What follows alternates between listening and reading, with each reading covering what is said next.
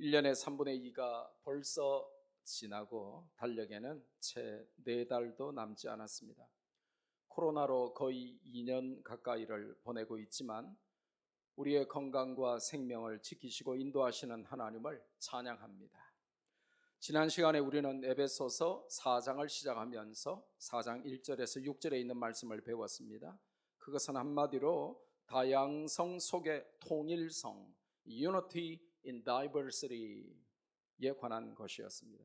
교회는 다양한 지체들이 그리스도 안에서 하나가 되는 곳임을 배운 것이죠.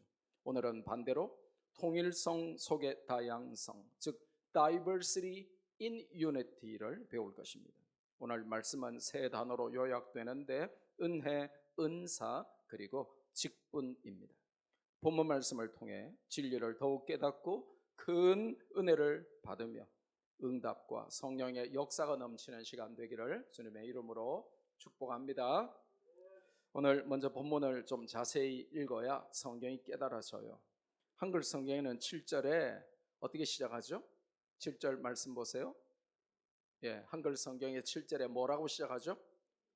우리 각 사람에게, 우리라는 말로 시작이 되지만 헬라어 원문 성경에도 그럴까요?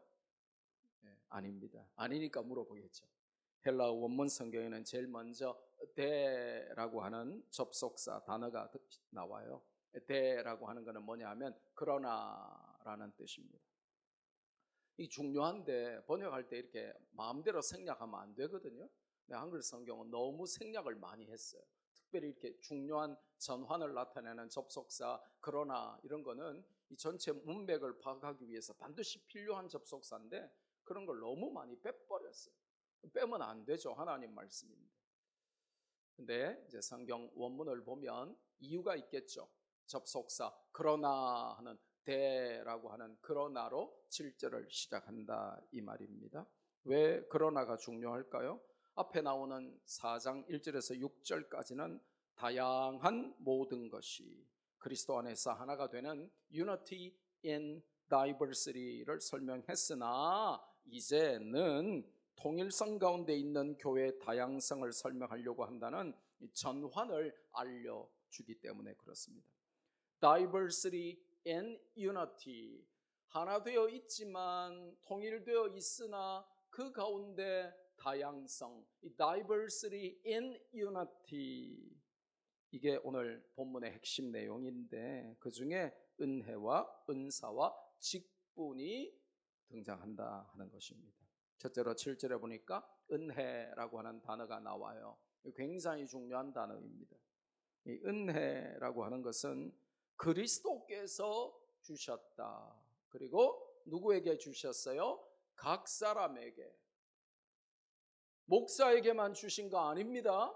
교회 일 목사만 하는 거 아닙니다. 장로님에게만 주신 거 아닙니다. 권사에게만 주신 것이 아닙니다. 잘나고 대단하고 훌륭한 사람에게만 주신 게 아닙니다. 모든 사람, 각 사람, every single individual, 각 사람 한 사람에게 주셨습니다.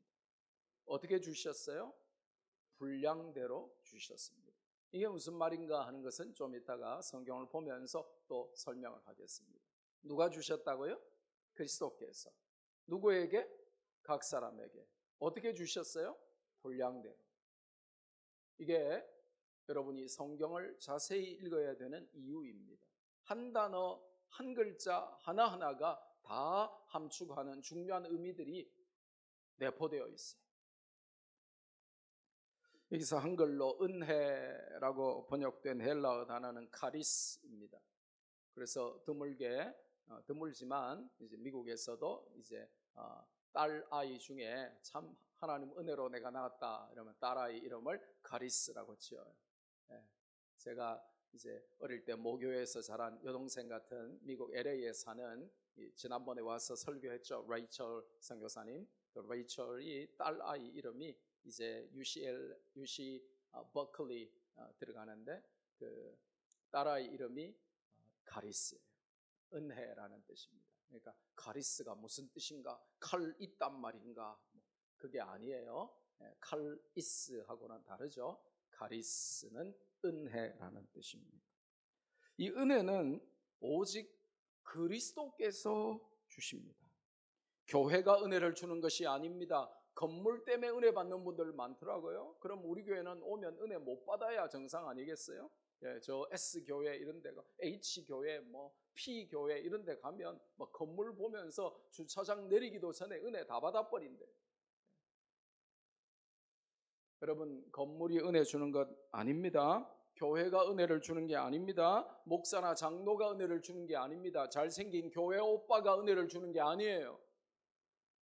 은혜의 출처는 그리스도이십니다. 어떻게 주십니까? 기분 내키는 대로 주시는 게 아니라 분량대로 주십니다. 무슨 말이에요? 받을 사람의 그릇에 따라서, 은혜 받을 준비에 따라서 주신다는 것입니다.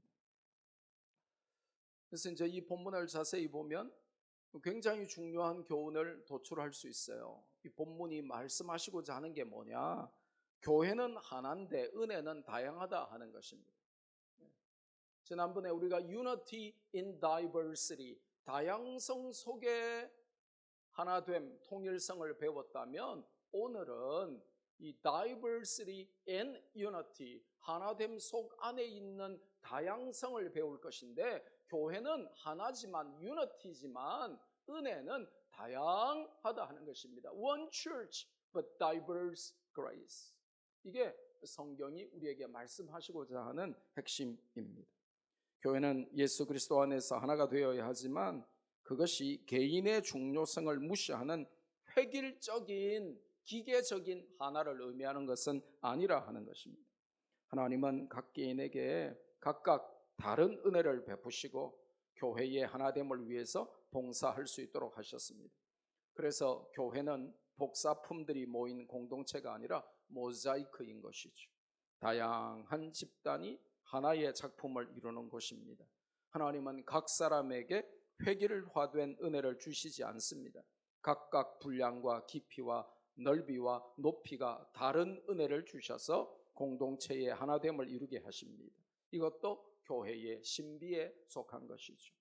또 오늘 본문을 자세히 읽으면 우리가 알 수 있는 게 뭡니까? 각 사람의 특징과 기질과 능력에 따라 분량대로 은혜를 주신다 하는 것입니다. 이 7절에 등장하는 이 분량대로라고 하는 한글 번역은 카타토메트론인데 정확하게 측량한 것을 토대로라는 뜻입니다. According to the measure라고 하는 말이에요. 그리스도께서 교회의 몸인 성도들을 가장 정확하게 측정하여 가장 알맞은 은혜가 무엇인지 아시고 그에게 필요한 은혜를 주신다 하는 것입니다. 옛날에 군대 가면 훈련소에서 나눠주는 군화가 있었어요. 근데 이 군화는 요즘은 안 그렇습니다. 35년 전 이야기입니다. 옛날 군화는 사이즈가 상중하 3개밖에 없었어요. 280, 260, 240.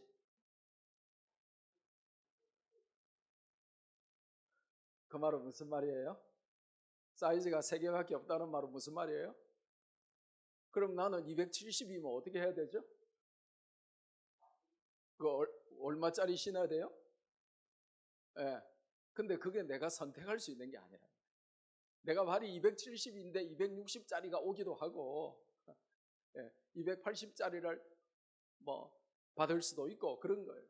그러면 이제 큰 거 280짜리를 받으면 어떻게 돼요? 훈련 한 달 내내 덜컹덜컹 하는 거를 이제 끌고 다녀야 되겠죠. 반대로 260짜리를 받으면 어떻게 되죠? 뼈를 깎는 아픔으로 엄지발가락을 굽히고. 근데 옛날엔 다 그래 했거든요. 자기 발에 맞는 문수의 워카를 받는 사람은 열에 한 2명 있을까 말까. 전부 다 크거나 작은 거 받아가지고 얼마나 괴로웠는지 모릅니다. 커도 문제고 작으면 더 힘들고 말이죠. 왜 그런 문제가 발생했죠? 제대로 측량하지 않았기 때문에 발생한 문제였습니다. 그런데 그리스도께서 주시는 은혜는 그분의 정확한 측정을 따라서 according to the measure of Christ, 그리스도의 측량하심을 따라 그리스도께서 직접 자로 그 치수를 재신 후에 주시는 은혜라는 것입니다. 할렐루야. 필요한 자에게 필요한 만큼 부어주시는 것입니다. 나를 가장 잘 아시는 하나님께서 나에게 가장 알맞은 은혜를 주실 줄 믿으시기 바랍니다. 일명 그리스도표 맞춤 은혜. 요즘은 그냥 백화점 가서 다 사지만 옛날에는 양복점 가서 다 맞췄거든요. 테일러, 이 맞춘다 하는 게, 그래서 이제 테일러라고 하는 말이 생긴 거예요. 맞춘다, 잰다, 재단한다, 이제 그런 말입니다. 다 맞추어서 입었어요. 하나님이 우리에게 주시는 은혜는 적당하게 대충 아나 이거나 먹고 떨어져라 하고 우리에게 선심 쓰시듯이 그냥 주시는 은혜가 아니라 각자에게 필요한 만큼 필요한 때에 가장 알맞는 것을 하나님이 다 재시고 그리스도께서 측량하신 후에 우리에게 맞춤형 은혜로 주시는 것입니다. 그걸 믿으시라는 것입니다. 나를 가장 잘 아시는 하나님이시기 때문에 나에게 가장 맞는 것을 재보신 후에 주신다는 것입니다. 교회를 하나의 몸으로 부르시되 각 지체의 개성을 무시하고 획일적으로 부르신 것이 아니라 기계적으로 부르신 것이 아니라 다양한 사람에게 다양한 은혜를 주셔서 그리스도의 몸된 교회를 섬기게 하신다는 것입니다. 은혜는 어떻게 배분됩니까? 그리스도의 주권적인 권세와 특권으로 배분됩니다. 누구 마음입니까? 목사 마음이에요? 그리스도의 마음입니다. 할렐루야. 뭐라고요? 신학적으로 그리스도의 권세와 특권으로 배분된다, 이렇게 정의합니다. 획일적이거나 강제할당적인 것이 아니라 다양하고 맞춤형으로 그리스도의 절대 주권, 이 absolute sovereignty of the Lord, 주님의 절대 주권을 따라 그분의 권세에 의해서 할당되고 배분되는 것입니다. 교회 안에는 모세 같은 리더도 필요하지만 아론 같은 조력자도 꼭 필요합니다. 오케스트라 안에는 제1 바이올린이 아주 중요하지만 그 못지않게 제2 바이올린도 중요한 것입니다. 교회 안에는 베드로 같은 유형도 필요하지만 사랑의 사도 요한 같은 사람도 필요합니다. 바울 같은 전도자도 필요하지만 다윗 같은 찬양 사역자도 필요합니다. 불 같은 영성으로 온몸과 마음을 불살라 드리는 뜨거운 열정의 사람도 교회 안에는 꼭 필요하지만 조용한 영성으로 모두에게 평안과 안정감을 주는 사람도 있어야 하는 것입니다. 그래서 한번 따라 할까요? 교회는 모든 사람이 필요하다. 다른 말로 하면 뭐예요? 교회에 안 필요한 사람은 없다. 에이, 뭐 우리 교회에 다 잘나고 대단한 사람 많은데 나 같은 사람이 뭘 필요하겠어? 그렇게 말하면 여러분은 내가 복음을 믿고 계신 거예요. 지가 복음을 따르고 계신 거예요. 내가 비록 부족하고 연약하고 어리석지만 내세울 게 하나도 없지만 교회 안에는 내가 꼭 필요하다고 하셨어, 이렇게 믿어야 되는 것입니다. 그래서 오늘 본문을 자세히 보면 또 하나 알 수 있는 것이 뭡니까? 그리스도께서 은혜의 분량을 정하신다 하는 것입니다. 은혜의 기준을 누가 정한다고요? 그리스도께서 정하십니다. 정확히 측량하시고 확실히 아시는 그리스도께서 은혜를 베푸실 때에 그래야 사람의 제스처에 속지 않으십니다. 믿음 좋아 보인다고 사람에게는 그렇게 보일지 몰라도 우리 주님은 아시기 때문에 속지 않으신다는 것입니다. 그리스도의 선물의 분량대로 우리에게 은혜를 주셨다. 이것이 우리가 믿는 성경이 말씀하시는 것입니다. 다만 우리가 그 분량을 모를 뿐이죠. 어떤 사람은 어떤 선에 도달하지 못해. 참 안타까운 분들이 있어요, 교회 안에. 충분히 어떤 기대 역할의 선에 도달할 연륜과 기회가 있었건만 딱 거기까지인 사람들이 있어요. 지켜보는 사람들이 너무나 안타깝게도, 그리고 우리 주님이 너무 안타깝게도 그 사람은 그 이상의 은혜를 체험하지 못하더라고요. 무관심과 게으름과 불순종과 세속적인 삶이 그가 받을 은혜를 다 가로막아 버리더라고요. 반대로 어떤 사람은 날마다 일신 우일신 은혜가 새롭습니다. 믿음의 연륜도 짧고 모태신앙도 아닌데 하나님께서 매일 그에게 하늘의 음성을 들려주시고 기도에 응답하시며 삶의 현장에 대신방하시죠. 말씀과 기도에 시간을 투자하고 교회를 위해 헌신할 때 그리스도께서 허락하시는 은혜의 분량이 늘어날 것입니다. 두 번째로 오늘 본문을 자세히 보면 은사가 등장합니다. 은사라는 말이 없는데요, 거기 한글로는 선물이라고 번역됐어요. gift. 그리스도의 은혜로 각 사람은 선물을 받았다, 그렇게 알려주십니다. 8절에서 10절 말씀은 관주 성경을 갖고 계신 분들은 아주 조그만하게 시편 68편 18절 이렇게 이제 옆에 적어놨을 거예요. 이 말씀이 시편 68편 18절을 그대로 인용하고 또 설명을 한 내용인데 해석이 어렵지만 핵심은 분명합니다. 무슨 뜻이냐? 영적인 은사의 성경적인 근거가 되는 중요한 구절이 바로 이 구절이다 하는 것입니다. 오늘 본문을 이제 그래도 어려워도 이제 우리가 봐야 될 거 아니에요? 이해를 하려면 8절에 보면 마귀를 이기신 그리스도, 사로잡혀야 할 그 사로잡힌 자, 누군가를 사로잡았다 할 때 그 사로잡은 게 정통 신학자, 모든 정통 보수, 개혁주의, 복음주의 정통 신학자들은 그걸 마귀라고 해석을 해요. 그 마귀를 이기신 그리스도께서 그의 백성들에게 은사를 선물로 주셨다, 이렇게 8절에 기록이 되어 있죠. 그리스도께서 사탄에게 최후 승리를 하사 그를 사로잡으시고 기념물로 전리품으로 그리스도의 백성들에게 은사를 선물로 주셨다 하는 것이 정통 복음주의자들의 한결같은 해석입니다. 이 헬라어 문법을 보면 거저 주셨다, given freely, 이 거저 주셨다, 공짜로 주셨다, 이걸 굉장히 강조하고 있음을 보게 됩니다. 우리가 자격이 있거나 쟁취한 것이 아니라 그리스도께서 자격 없는 우리에게 호의를 베푸사 선물로 주신 것이라는 뜻입니다.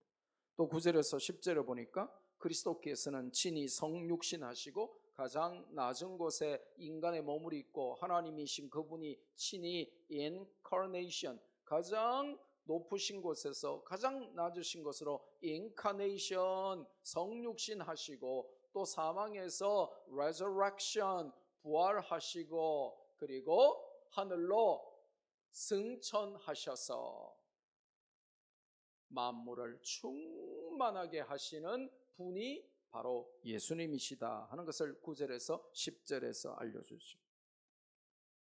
예수님은 하늘에서 땅으로 내려오사 성육신 하셨습니다. 십자가에서 부활하사 승천하셨습니다. 그분은 만물을 충만하게 하실 권세와 능력과 신분이라고 하는 자격이 있는 분이십니다. 그 말을 성경이 하고 있는 거예요.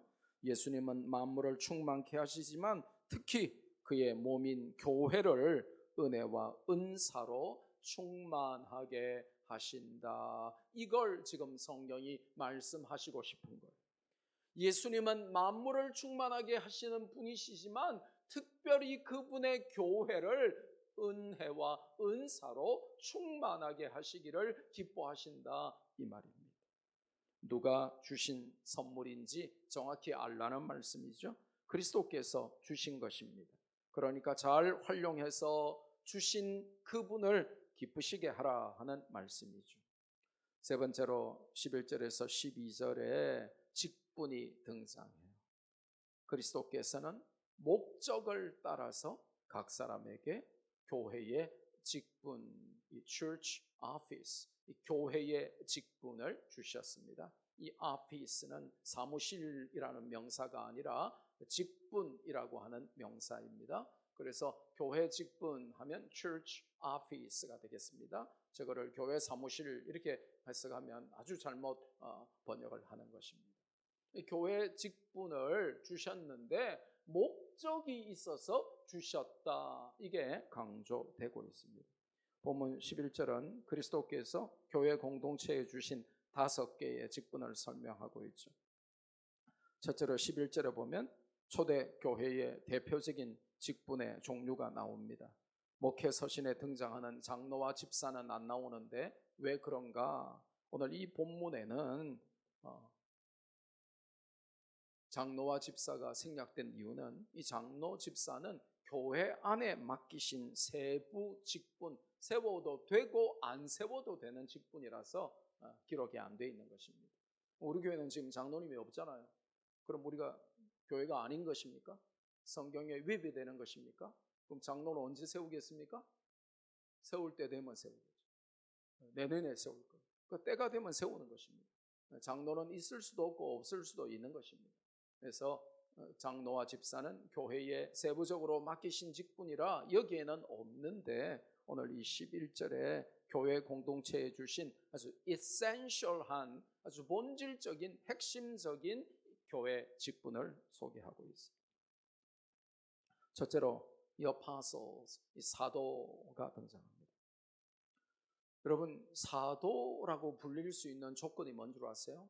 사도는요 직접 예수님으로부터 콜링을 받은 사람들이 사도예요. 그러니까 예수님이 직접 제자로 부른 사람, 그 사람들이 사도의 자격을 가진 사람들입니다.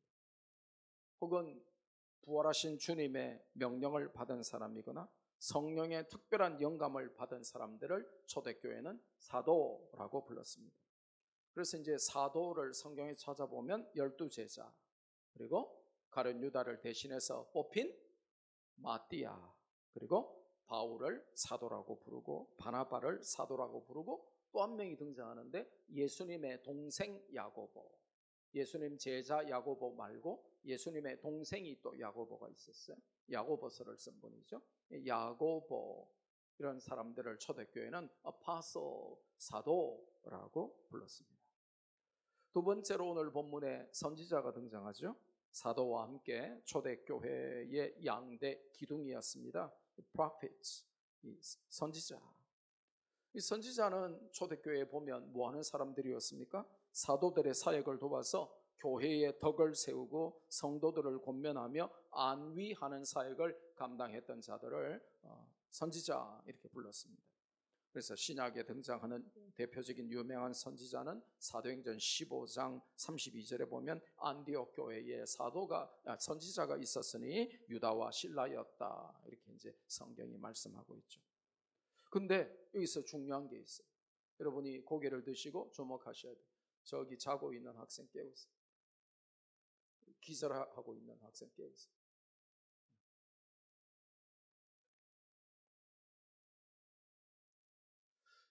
주목하셔야 됩니다. 웬만하면 제가 기절하고 있도록 놔두는데 이게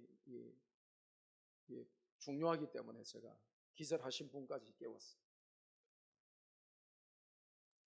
이 사도와 선지자, 이게 잘못 이해하면 여러분이 이단에 빠지기 쉽기 때문에 이걸 설명하는 거예요. 사도와 선지자는 신약 시대에 종결된 직분입니다. 그럼 만약에 종결이 안 됐으면 대한예수교 장로회 고신에서 합동해서 혹은 통합해서 혹은 감리교에서 혹은 침례교에서 이게 종결 안 되고 계속적으로 진행되는 직분이면 지금 교회마다 누가 있어야 돼요? 사도 김도식 목사, 뭐 선지자 함동길 집사, 이러면서 해야 될 거 아니에요. 근데 이게 사도와 선지자 이 두 직분은 초대교회에 한정된 역할을 감당했던 직분으로서 초대교회에서 그 사명을 다하고 종결된 직분이다. 요거를 여러분이 반드시 아셔야 됩니다. 더 이상 교회 안에 사도와 선지자는 지금은 존재하지 않는 직분이라는 거예요. 근데 이제 미국에 보면 이단들 중에 이렇게 자기를 그냥 목사 이런 걸로 만족 못하고 프로핏 누구누구, 선지자 누구누구, 혹은 apostle 사도 누구누구 이렇게 소개하는 사이비 교단의 목사들이 있는데 다 사이비 이단들입니다. 가짜들입니다. 왜 그렇습니까? 이 사도와 선지자는 신약 시대에 제한된 역할을 마치고 종결된 직분이라 지금 교회에 허락하신 직분이 아닙니다. 그런데 지금도 자신을 스스로 선지자다, 사도다 이렇게 부르면 그거는 건전한 교단에 속한 자들이 절대로 아님을 아셔야만 합니다. 그는 우리 건전한 교단에서 정상적인 기독교라고 부르는 교단에서 허락하는 직분이 아닙니다. 그 어떤 개신교 교파도 사도와 선지자를 허락하는 그런 반성경적인 교단은 없습니다. 근데 이걸 모르면 어떻게 되냐? 지금 요즘 자신을 사도요 선지자라고 공공연하게 떠드는 참남한 자들이 가끔 등장하고 있습니다. 그러니까 자기 스스로 선지자라고 부르기도 하고 자기 스스로 사도라고 부르기도 하고 또 사람들이 저 사람은 이 시대의 선지자다 그러면서 막 진짜 사도다 이러면서 반성경적으로 자꾸 부추기니까 자기가 진짜 선지자요 사도인 줄 아는 사람들이 등장해 버렸어요. 그래서 뭐라고 했습니까? 하나님 꼼짝 마, 하나님 까불지 마.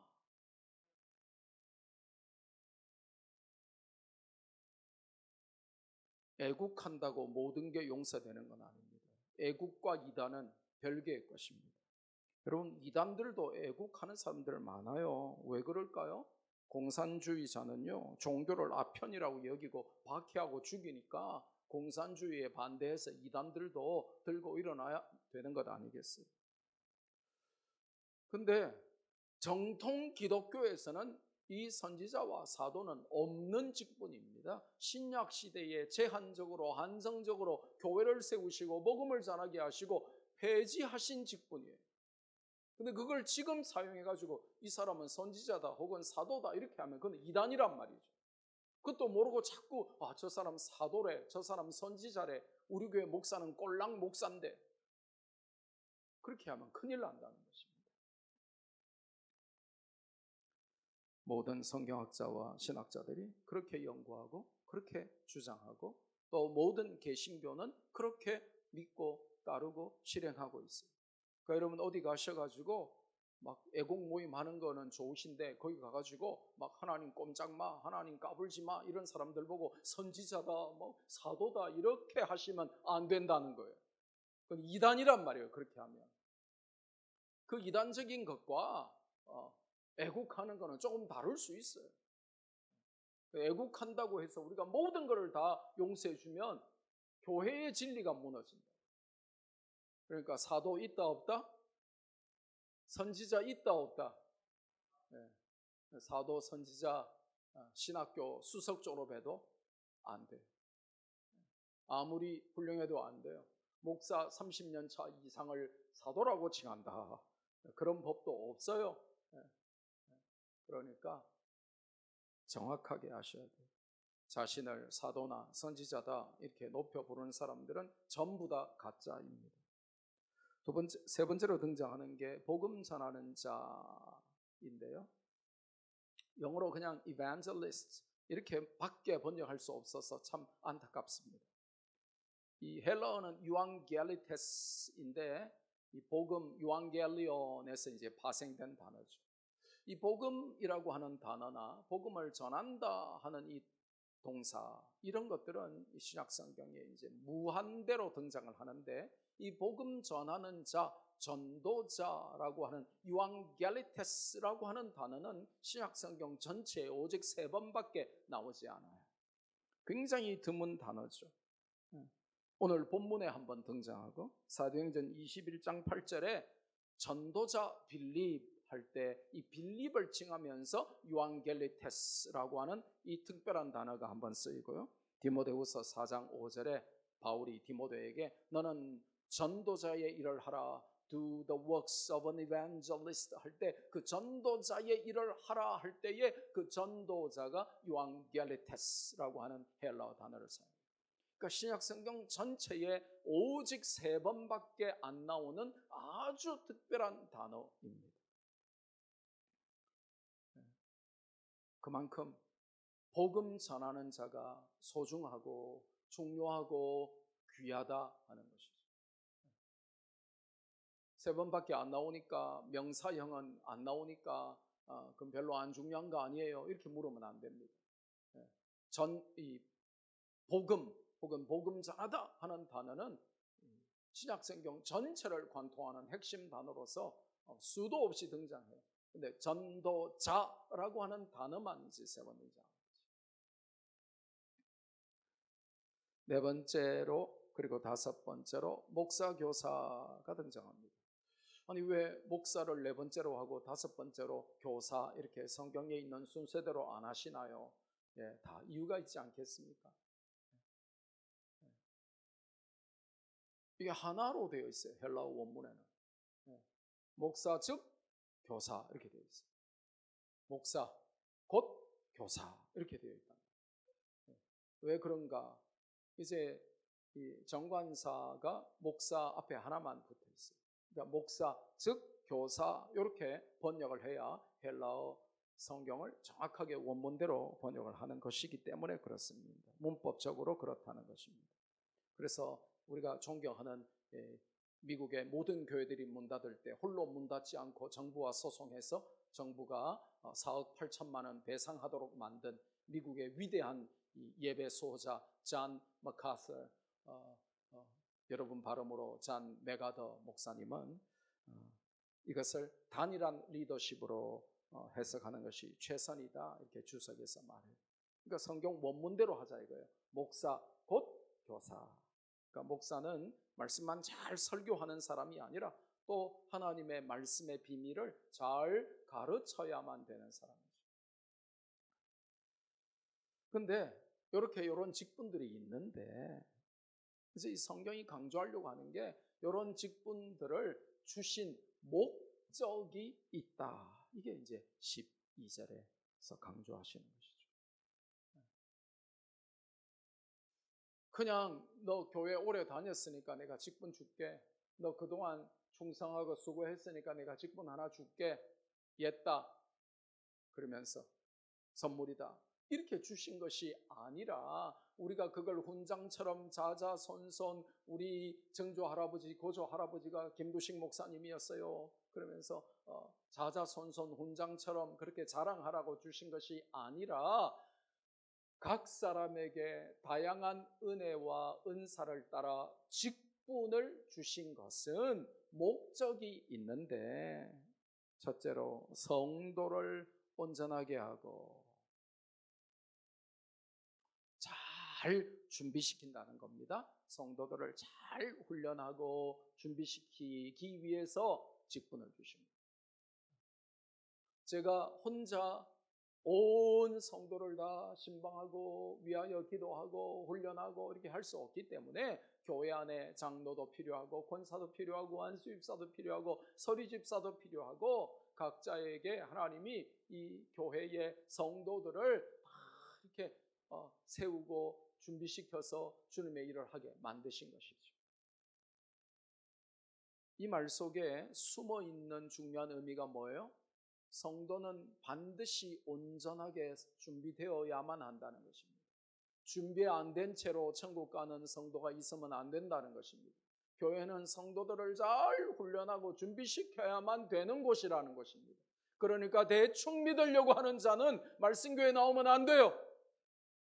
절간 파괴 임무를 띠고 옆에 있는 절간에 가셔가지고 적당하게 대충 믿으시려면 믿든지 대충 믿으려면 주의 몸 된 교회 나오시면 안 된단 말이에요. 교회는 성도를 훈련시켜서 잘 준비하게 하는 사명으로 모인 것이에요. 뿐만 아니라 봉사의 일을 하기 위하여 직분을 주시고 이제 목사들끼리 모이면 하는 말이 있어요. 야, 세워놓고 나니 너무 다르더라. 세워놓기 전에는 충성하더니 세워놓고 나니까 너무 다르더라. 목사님들끼리 눈물 흘리면서 헛웃음 지으면서 한탄하면서 잘못 세웠어 그러면서 이런 분들을 가끔 봐요. 일 시키려고 세웠다는 것입니다. 일 시키려고 주님이 직분을 주셨다는 것입니다. 그런데 직분은 받았는데 일을 안 한다. 이게 문제가 심각해지는 것입니다. 봉사의 일을 하도록 직분을 주셨습니다. 모든 직분에는 그에 걸맞는 봉사의 일이 있다는 것이죠. 목사는 목사에게, 장로는 장로에게, 권사는 권사에게, 집사는 집사에게, 찬양대원은 찬양대원으로, 식당 봉사는 식당 봉사로, 차량 봉사는 차량 봉사로 각자에게 주어진 직분에 따라 우리가 해야 할 일이 있다는 것입니다. 그 봉사의 일을 위하여 주님은 교회가 다양한 자들이 하나로 되기 위해서 직분을 이용해서 교회를 각자의 은사를 따라 섬기도록 하셨습니다. 최종 목적은 뭐예요? 이제 이 헬라어 문법을 이제 영어 성경은 so that may 용법으로 정확하게 번역을 했는데 이제 히나 혹은 호포스라고 하는 헬라어 단어를 이제 영어로 번역하면 so that may 용법이에요. 결과적으로 뭐뭐 하도록, 뭐 하도록? 그리스도의 몸인 교회를 세우려고. 그래서 to prepare God's people for works of service so that the body of Christ may be built up. 그리스도의 몸인 교회가 세워지고 성장하도록 성도를 준비시키고 봉사의 일을 하기 위해 직분을 주셨다. 이렇게 오늘 성경이 말씀하시죠. 그러니까 교회는 계속해서 직분자들을 세우고 또 그 거룩한 직분을 사모하는 마음이 여러분에게 있어야 돼요. 아이 난 못해요. 어떤 분은 엄청 자랑스럽게 저는 장로로 몇 번 선택이 됐으나 제가 거절했습니다. 이러면서 자기가 굉장히 훌륭한 분인 것처럼 하는데 아주 나쁜 사람이에요. 교회가 장로로 뽑았는데 거절을 해요? 나쁜 사람이잖아요. 나는 교회에서 자꾸 저복을 맡아달라고 하는데 제가 하는 일도 많고 제가 다 거절했습니다. 그럼 자기가 굉장히 높아 보이죠? 바보죠. 아주 나쁜 사람입니다. 그리스도의 몸인 교회를 세우려면 직분자들이 계속해서 나와야 되는 거예요. 그래서 이제 우리가 3년 정도 주기로 계속해서 일꾼들을 뽑는데 이제 아마 내년은 아마 3년 주기의 마지막이 될 수도 있어요. 그 다음부터는 2년 주기로 계속 뽑아야 될 거예요. 왜냐하면 일꾼들이 계속 오니까요. 저는 일꾼을 세우기를 너무 좋아하는 사람이에요. 그러니까 웬만하면 세워요.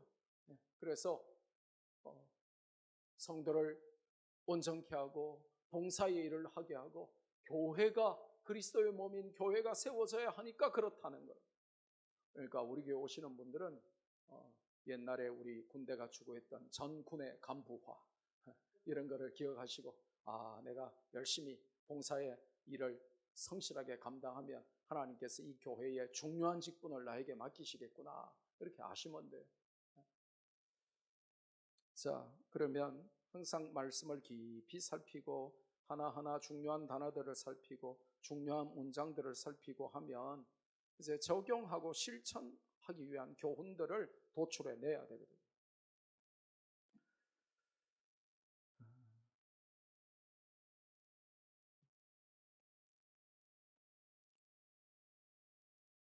두 가지 정도 중요한 교훈을 받습니다. 첫째로 그리스도께서 친히 분량대로 주신 은혜와 은사라고 우리가 배웠죠.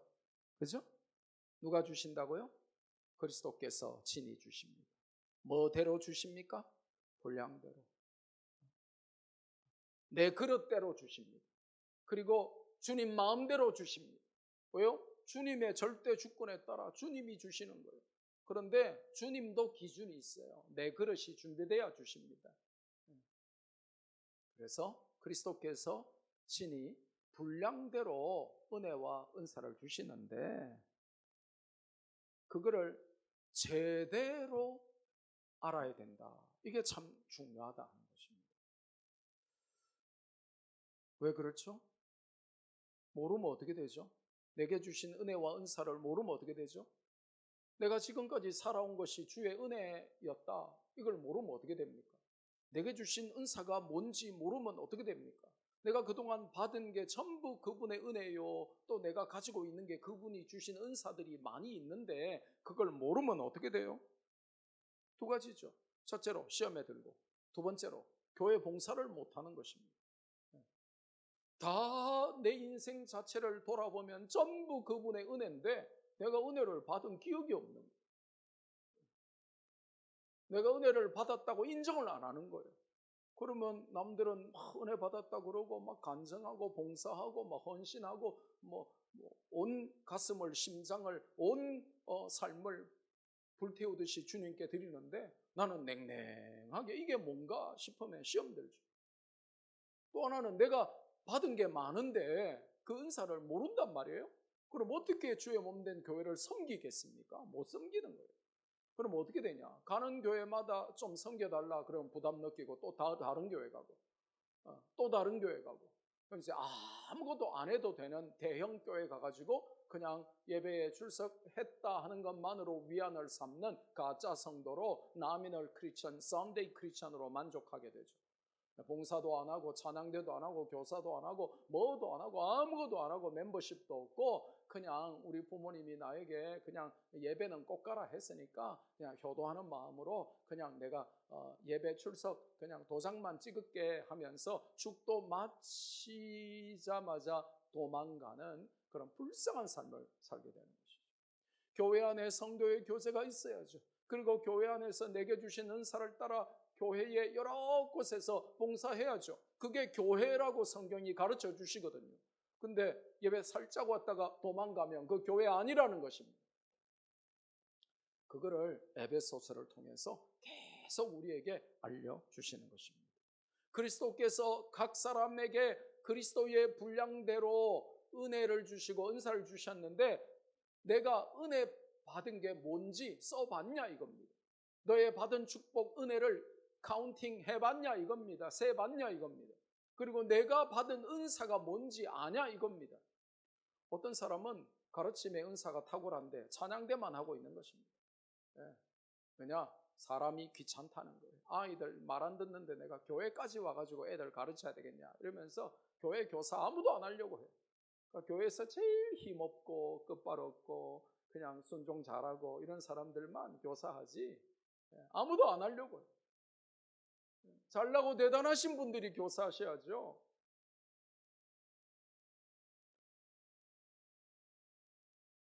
그러니까 나에게 하나님이 어떤 은사를 주셨냐 이거를 아셔야 된다는 것입니다. 모르면 어디 가죠? 물어야 돼요. 가장 그래도 은혜 많이 받은 것처럼 보이는 분에게 내 교회 안에 영적인 어떤 모델들에게 롤 모델에게 교회 안에 어떤 리더들에게 목사에게 교회의 평신도 리더에게 물어야 돼요. 집사님이 보실 때 권사님이 보실 때 저에게 하나님이 주신 은사는 뭐 같아요 하고 이거를 이 은사의 외적인 어떤 확인이라고 하거든요. 내가 내적으로 내 은사는 이런 거야 라고 단정할 수 있지만 그러나 그것은 반드시 외적으로 확인돼야 돼요. 검증돼야 돼요. 나는 찬양의 은사가 있다고 생각하는데 남들이 들을 때는 너무 음치고 박치고 막 괴로울 수 있거든요. 지 혼자 착각해가지고 나는 찬양대 은사야 그러면서 막 할 때마다 옆 사람들이 괴로울 수 있어요 사실. 근데 나는 찬양대 은사라고 생각하는데 목사님을 포함한 모든 사람들이 아니 당신은 가르치는 은사야 라고 하면 거기에 순종할 수도 있어요. 모르면 물어야죠. 두 번째로는 주셨는데 안 받았다고 하면 안 된다는 것입니다. 왜 이게 중요하냐 하면 성경이 중요하게 말하기 때문에 제가 언급하는 거예요. 본문에서 강조되고 반복되는 가장 중요한 단어가 무슨 단어냐? 주셨다 하는 단어입니다. 다른 거는 반복이 없어요. 근데 이 주셨다라고 하는 단어만 3번 반복해요. 자, 7절에 보니까 주셨다. 8절에 보니까 주셨다. 그죠? 나오죠? 본문 보고 계시죠? 7절에 주셨다 등장합니까? 동그라미. 8절에 주셨다 등장합니까? 동그라미. 그런데 그 이후는 아무리 봐도 주셨다가 안 나오는데 왜 목사님은 3번 등장한다고 말씀하시지? 제가 이유 없이 말하지 않겠죠. 저는 본문이 주어지면 원문으로 헬라어로 보고 또 구약이면 히브리어로 보고 또 영어도 여러 버전을 보고 한글 보고 다 하기 때문에 이유가 없이 말하지 않겠죠. 11절에 한글로 삼으셨다 이렇게 삼으셨다 돼 있죠. 이게 헬라어 원문에는 주셨다입니다. 그래서 원문상으로 보면 주셨다 하는 단어가 3번이나 등장합니다. 그러면 짧은 본문 안에 반복해서 등장하는 단어는 굉장히 성경이 강조하는 중요한 내용이거든요. 이 성경 서기, 이 Biblical Exegesis라고 하는 성경 서기라고 하는 것을 신학교 가서 배울 때 교수들이 가장 강조하는 것 중에 하나예요. 짧은 본문 안에서 여러 번 등장하는 동사, 명사 이런 단어들은 굉장히 성경이 그 자체로도 강조하려고 하는 의도가 있기 때문에 반복해서 쓰인다. 그러니까 그거를 반드시 성도들에게 설교해야 된다 이렇게 알려줘요. 그럼 본문에서 주셨다, 주셨다, 주셨다 이렇게 3번이나 말씀하시는 게 무슨 뜻입니까? 중요하기 때문에. 하나님께서 주셨는데 우리는 받았는지도 모르고 안 받았다고 딱 잡아떼면 부인하면 안 된다는 것입니다. 무슨 말이에요? 각 사람은 반드시 받은 은혜와 은사가 있다 이걸 알려주는 거예요. 설마 이러면서 나 같은 사람에게 설마라고 말씀하시면 안 된다는 거예요. 여러분 모두에게 하나님이 주시는 은혜가 있고 은사가 있다 하는 것입니다. 그걸 활용해서 그리스도의 몸인 교회를 섬기고 그 교회 안에 속한 공동체의 지체들을 봉사하게 만들고 그들을 온전하게 준비시키는 데 활용해야만 한다는 거예요. 그래서 은사를 파묻어 놓으면 안 된다. 이게 달란트 비유인 거예요. 땅에다가 막 파묻어 놓은 이 악하고 게으른 그런 사람처럼 살아서는 안 된다는 거예요. 내게 주신 게 조금이라도 뭐가 보이면 그걸 자꾸 개발하고 그걸 그리스도의 몸된 교회를 세우는 일을 위하여 사용해야 된다는 거예요. 요즘 시골 교회들이 바뀌고 있는데 어떻게 바뀌냐? 전에는 시골 교회가 우중충해가지고 그냥 다 험으로 져가는 축사와 같이 그렇게 방치되어 있었는데 요즘 말이죠. 도시에서 그 할머니들 70대 80대 할머니들밖에 안 남아있는 시골 교회 가가지고 교회 담장에다가 전부 그림을 그려주는 거예요. 근데 거기에 전문 화가가 가겠습니까? 전문 화가 보고 그 그림 한 점에 몇백만 원에서 몇천만 원 받고 파는 그 화가들을 보고 교회 담장에 가서 그림 그리라 하면 그리겠어요? 당장 내 그림이 돈이 얼만데 이렇게 생각이 나오지 않겠어요? 그러니까 교회에 낙서하기 좋아하는 초딩부터 중딩, 고딩까지 아무튼 좀 연필 좀 만진다 이런 사람들은 다 봉사로 가서 그림 그리는 것입니다. 근데 그려놓고 보니까 너무 예쁜 거예요. 그러니까 전에는 사람들이 막 무서워서 교회 앞에 지나가지도 않았는데 이제는 사람들이 지나가고 사람들이 찾아오고 관광객이 몰려들고 명소가 되고 교회를 떠났던 사람들이 교회 안에 오게 되고 그렇게 되더라고요. 그러니까 하여튼 내가 할 수 있는 모든 것들을 총동원해서 그리스도의 몸인 교회를 섬기도록 우리를 부르셨다. 이거를 분명히 아셔야 돼요. 주님이 주셨는데 주셨다라고 3번이나 주셨어 분명히 주셨어라고 하는데 안 받았는데요? 모르겠는데요? 언제 주셨어요? 이렇게 하면 안 된다는 것입니다. 뿐만 아니라 내 것만 절대화하고 남의 은사나 은혜를 무시하거나 혹은 비난해서도 안 된다 하는 것을 우리는 알게 되죠. 왜냐? 하나님께서 친히 주신 것이며 교회를 위해서 필요하기 때문에 나에게 은사로 주신 것입니다. 내 은사만 소중하고 남의 은사는 무시하면 안 됩니다. 내가 받은 은혜만 진짜고 남이 받은 은혜는 사입이라고 생각해서도 안 됩니다. 은혜와 은사는 다 다를 수 있습니다. 기도할 때, 찬양할 때 성도들마다 100이면 100 스타일이 다 달라요, 여러분. 어떤 사람은요, 손 들고 찬양해요. 정말 주님의 은혜 너무 감사해가지고. 어떤 사람은 찬양하는 내내 눈물 흘리면서 손수건으로 눈물 닦으면서 그렇게 찬양하죠. 어떤 사람은 방방 뛰면서 찬양해요. 뭐가 그렇게 신나는지, 뭐가 그렇게 행복한지 방방 뛰면서 찬양하죠.